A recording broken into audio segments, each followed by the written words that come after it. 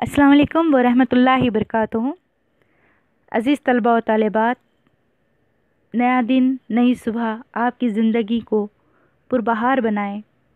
प्यारे बच्चों, जिसे हो इल्म की पूंजी उसे ही हक़ है जीने का। जिसे हो इल्म की पूंजी उसे ही हक़ है जीने का। जहल का नाम दुनिया के फसाने में नहीं होगा। जहल का नाम दुनिया के फसाने में नहीं होगा। अज़ीज़ तलबा, जमात 12वीं के निसाब उर्दू निसाब से तीसरा जो हमारा सबक है, दरअसल असनाफ के एतबार से देखें तो ये अफसाना है। ठीक है, तो आए हम अपने इल्म में इस अफसाने के ज़रिए इजाफ़ा करने की कोशिश करते हैं कि किस तरह से यहाँ अफसाने में खूबसूरत बात बताने की कोशिश की गई है। तो चलिए, सफ़ा नंबर 15 पर आपने आना है। आपके पास किताबें मौजूद है, अगर नहीं तो PDF फाइल का इस्तेमाल कर सकते हैं। बेहतर होगा किताबें आप लोग सामने रखिएगा ताकि आपको अल्फाज से मुलाकात होती रहे, शनाख्त होती रहे, इमले पर तवज्जो रहे, जान पहचान बनी रहे, आपकी दोस्ती हो जाए, ताकि आप बेहतरीन उर्दू जानने वाले बन सकें। चलिए, सफ़ा नंबर 15 पर पहुँचते हैं हम। सबक का नाम खूबसूरत शॉल। ठीक है, लिखने वाले मुसन्निफ़ है अली अब्बास हुसैनी, जो कि एक अफसाना निगार है। आइए अब हम अपने सबक की तरफ बढ़ते हैं। उबैद जब ट्रेन से उतरा तो उस वक्त सुबह के 6:30 बज चुके थे, मगर सूरज ने गहरे कोहरे में मुंह छुपा रखा था। यख पड़ रही थी। चार बाग जैसे बड़े स्टेशन पर, जहां ट्रेन की आमद व रवानगी के वक्त खवे से खवा चलता है, एक अजीब तरह का सन्नाटा था। स्टेशन क्या था, जैसे बारात उतारने वाला घर लड़की की रुखसती के बाद। बस 5-7 खुली दिखाई दिए, वो भी मुंह लपेटे, पाला मारे हुए, पौधों की तरह सुकड़ाए। देखिए, यहाँ पर स्टेशन के नज़ारे को पेश करने की कोशिश की गई है। उबैद मुसन्निफ़, यहाँ पर हम उबैद मुसन्निफ़ के तौर पे ले सकते हैं। यहाँ दरअसल ये क्या है, अफसाने का एक किरदार है, अहम किरदार है। तो वो जब सफ़र कर रहे थे और सफ़र जब उनका तमाम हुआ तो किसी स्टेशन पर पहुँचे। उस स्टेशन का नाम यहाँ पर चारबाग दिया गया है। ये लखनऊ का स्टेशन है, बड़ा खूबसूरत स्टेशन है। देखिएगा, इधर चारबाग का स्टेशन दिया गया है, यहाँ पर नाम रखना है याद आपको, चारबाग। ठीक है, उबैद अफसाने का किरदार है। सुबह 6:30 बजे के वक्त में वो ट्रेन से उतरे थे और वहाँ पर मौसम सरमा का है, तो बहुत ज़्यादा कहर थी, बहुत ज़्यादा धुंध छाई हुई थी और यख पड़ रही थी। यख पड़ना, यख के माने यहाँ पर बहुत ज़्यादा हवा, ठंडी हवा होना, ठंडी हवा चलना, यानी चुभने वाली जो सर्द हवा होती है उसको कहेंगे यख पड़ना। उसके बाद कहा गया कि रवानगी के वक्त खवे से खवा चलता है। खवे से खवा चलना यानी कि बहुत भीड़ भाड़ होना। क्या कहा मुसन्निफ़ ने, या उबैद कहते हैं कि चारबाग जैसे बड़े स्टेशन पर जहाँ ट्रेन की आमद वो रवानगी के वक्त खवे से खवा चलता है, यानी कि बहुत ज़्यादा भीड़ होती है। लेकिन अब इस वक्त तो इंतहा से ज़्यादा सन्नाटा छाया हुआ था। जो हमा वक्त गहमा गहमी होती थी, अब वो नहीं, सन्नाटा छाया हुआ था, अजीब तरह का सन्नाटा था, क्योंकि यहाँ पर बहुत ज़्यादा सर्दी हो रही थी या कहर पड़ रही थी, जिसकी वजह से लोग अपने घरों में बैठे हुए थे या सुकड़े हुए थे। तो यहाँ का मंजर कैसा लग रहा था स्टेशन का? स्टेशन क्या था, जैसे बारात उतारने वाला घर लड़की की रुखसती के बाद। बारात उतारने वाला घर, लड़की की रुखसती जब हो जाती है, तमाम लोग घर से चले जाते हैं, रवा दवा हो जाते हैं और घर में खामोशी छा जाती है। तो ठीक उसी तरह से स्टेशन का भी नज़ारा था। बस 5-7 खुली दिखाई दिए, वो भी मुंह लपेटे, पाला मारे हुए। बस मुख्तसर से कोई 5-7 खुली थे। खुली सामान उठाने वाले जो मज़दूर होते हैं स्टेशन पर, जो सामान उठाते हैं मुसाफिर के, उनको कहते हैं। तो वो मुंह पर लिपटे हुए, पाला मारे हुए, पौधों की तरह सुकड़ाए। क्यों? कि बहुत ज़्यादा सर्द हवा चल रही थी या ठंड पड़ रही थी। आगे हम देखें, रात को ट्रेन पर उसने खुद भी सर्दी की इस तेज़ी को बुरी तरह महसूस किया। उसने यहाँ पर ज़मीर इशारा है, उसने से मुराद उबैद ने। उसने बर्थ पर अपना खासा मोटा गद्दा बिछाया था, क्योंकि उन्हें मालूम था कि ये जो लखनऊ का मकाम है सर्द मकाम है, सर्दियों के मौसम में बहुत ज़्यादा सर्दी होती है। यूपी साइड में बहुत ज़्यादा, उत्तराखंड यूपी साइड ये बहुत ज़्यादा सर्द मकामात है, इसीलिए यहाँ वो पूरे इंतज़ाम के साथ सफ़र के लिए निकले थे। लिहाजा बर्थ पर उन्होंने अपना मोटा गर्म गद्दा बिछाया हुआ था। फिर देखिए यहाँ पर उसने उस पर 2-2 कंबल ओढ़े थे, बहुत ज़्यादा सर्दी थी, इस हिसाब से उन्होंने क्या है बर्थ पर गद्दा बिछाया और साथ में 2-2 कंबल ओढ़ लिए। उनके ऊपर से अपना मोटा ओवरकोट भी डाल लिया था। ओवरकोट जो सर्दी से बचने के लिए मोटी जैकेट होती है गर्म, वो भी उन्होंने डाल लिया था, मगर पाँव फैलाकर ना सो सका था, क्योंकि पाँव फैलाकर सोने से उनको सर्दी का एहसास ज़्यादा हो रहा था, इसलिए वो पाँव फैला नहीं सके। ठंडक के मारे गठरी ही बना रहा, ठंडक के मारे गठरी ही बना रहा। गठरी बना रहा यानी सिकुड़ सिकुड़ा कर अपने आप को सिमट कर पड़े रहे, ताकि गर्मी का एहसास होता रहे। इसका बार बार जी चाहा था कि वो हमीदा की चहती शाल अटैची से निकाल कर जिस्म पर लपेट ले। हमीदा उबैद की बीवी का नाम है, अहलिया का नाम है।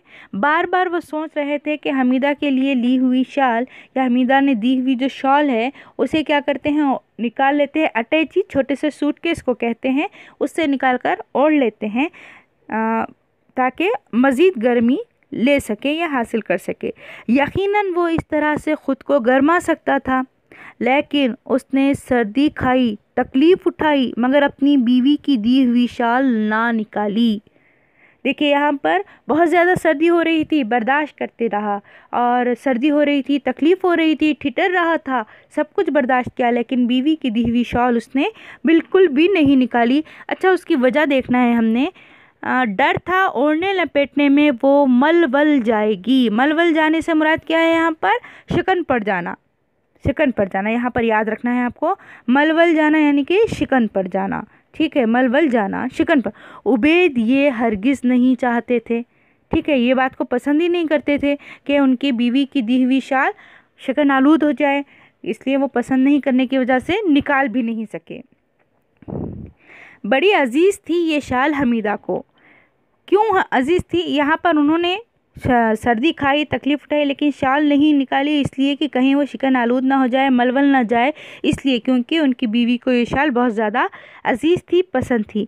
बहुत दिनों से उसकी ख्वाहिश थी कि, देखिए मखलूत जुमला है ये, बहुत दिनों से उसकी ख्वाहिश थी कि उसके पास एक शाल ऐसी खूबसूरत और इतनी अच्छी हो कि किसी के पास ना हो। ये आमतौर पर फितरी बात होती है ख़वातीन की कि वो ऐसी चीज़ें अपने पास रखना चाहती है उस जैसी कोई चीज़ किसी और के पास ना हो।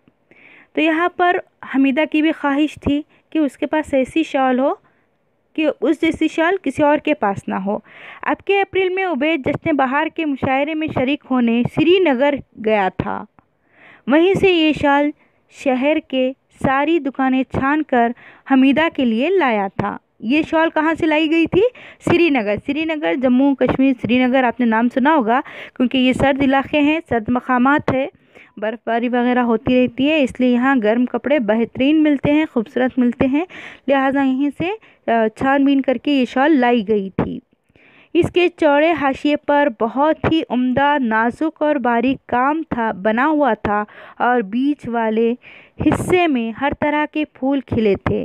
देखिए, अब चौड़े हाशिए पर जैसे हम बाउंड्री कहते हैं, या हम क्या कहेंगे, बॉर्डर कहेंगे, चारों तरफ से जो कोट होती है, बॉर्डर होती है, उस पर गुलबूटे बने हुए थे, खूबसूरत सा काम था।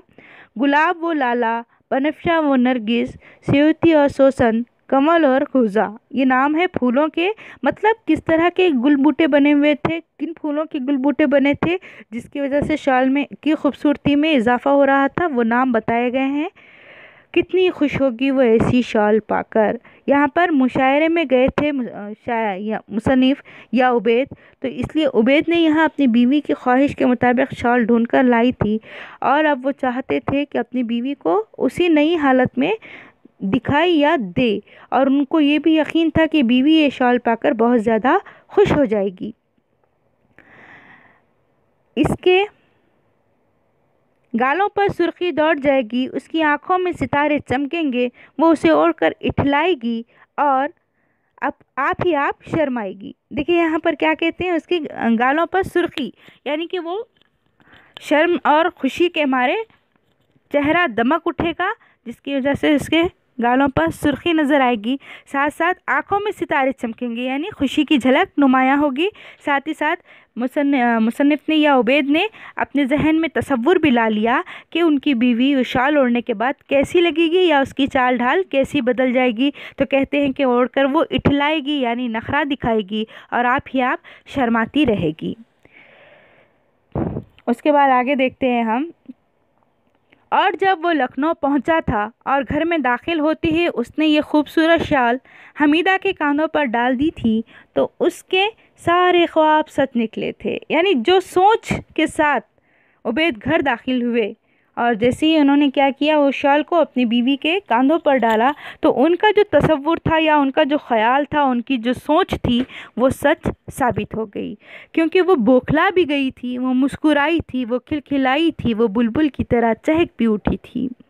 देखिए, शॉल की तो ख्वाहिश थी, और जिस चीज़ की ख्वाहिश आपकी पूरी हो जाती है तो इंसान के चेहरे पर खुशी खुद ब खुद आने लगती है, खुद ब खुद मुस्कुराहट आ जाती है, और खुद ब खुद इंसान खुश भी हो जाता है। ठीक इसी तरह से हमीदा के साथ भी हुआ। उसकी मर्ज़ी के मुताबिक शॉल मिली थी, जिसकी वजह से वो अचानक बौखला गई थी और अचानक क्या है, खुश भी हो गई थी, इठलाने भी लगी थी, खिलखिलाने भी लगी थी, चहकने लगी थी। हमीदा ने उसे शीशे की अलमारी में रखा और उसमें मजबूत खुफल डाल दिया ताकि उस शाल को बार बार निकाल कर ख़राब ना किया जा सके। लिहाजा उसने शीशे की अलमारी में उसे रख दिया। यह अलमारी कंजूस के दिल की तरह हमेशा बंद रहती। दरअसल इस अलमारी में ख़ास चीज़ें रखी हुई थी जिसे बार बार खोलकर ख़राब नहीं किया जाता था। कंजूस का दिल इंतहाई बखील होता है, इंतहाई मतलब छोटा सा होता है, जिसके वजह से वो खर्च करने को राज़ी नहीं। इसलिए कहा गया कि यह अलमारी का शीशा भी खुफल भी हमेशा लगा रहता था, कंजूस के दिल की तरह मुखफ़्फ़ल रहता था। बस इसके शीशे दिन में दो दफ़ा बाहर से झाड़ दिए जाते थे। उबैद ने एक दो बार टोका भी, शाल ओढ़ने की चीज़ है, पसतीश की नहीं। याद रखिएगा, यहाँ पर एक लफ्ज़ आया है पसतीश, उसके माने होते हैं इबादत करने के। क्या कहा था उबैद ने कि शाल जो है तो सिर्फ देख देख कर रखने की चीज़ नहीं है, बल्कि वो तो ओढ़ने की चीज़ है, ओढ़ने की चीज़ है।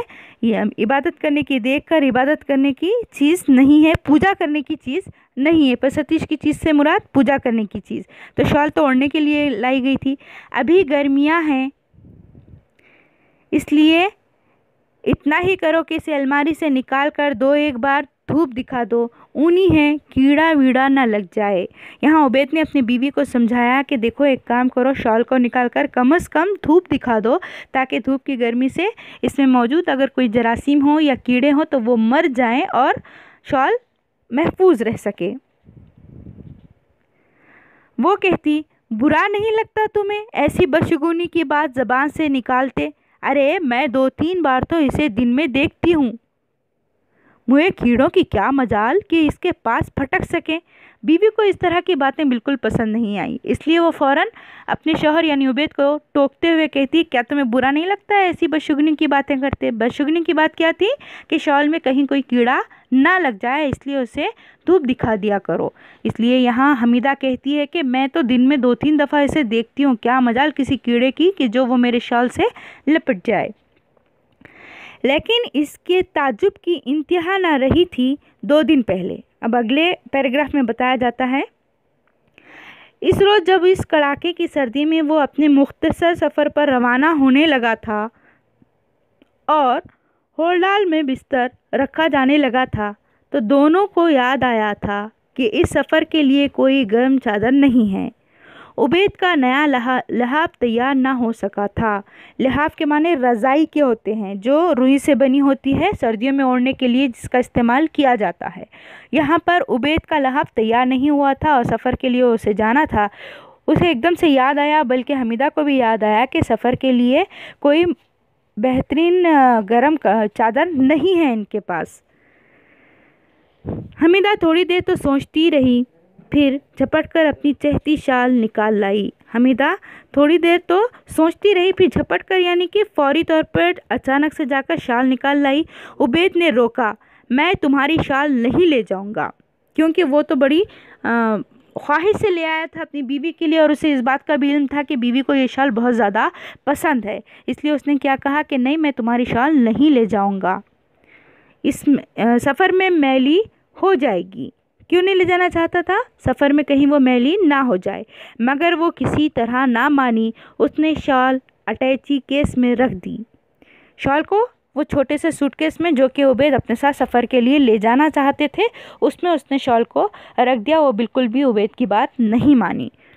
उबैद को बीवी की इस अतः मोहब्बत का अंदाज़ा था। अतः मोहब्बत, बहुत ज़्यादा मोहब्बत। अतः के माने बहुत ज़्यादा क्या होते हैं? गहरी मोहब्बत का अंदाज़ा था कि बीवी उसकी गर्मी को, सर्दी को बिल्कुल बर्दाश्त नहीं करेगी। इसलिए उसने अपनी अजीज़ शॉल निकाल कर दे दिया। उसने अपने तौर पर तय कर लिया कि चाहे मुझ पर कैसी ही गुजर जाए, मैं इस शॉल को 1 मिनट के लिए भी अपने इस्तेमाल में ना लाऊंगा और उसे हमीदा को वैसी ही साफ़ सुथरी बेशिकन लाकर वापस कर दूंगा जैसी कि वो हमीदा के हाथों से मुझे मिली है।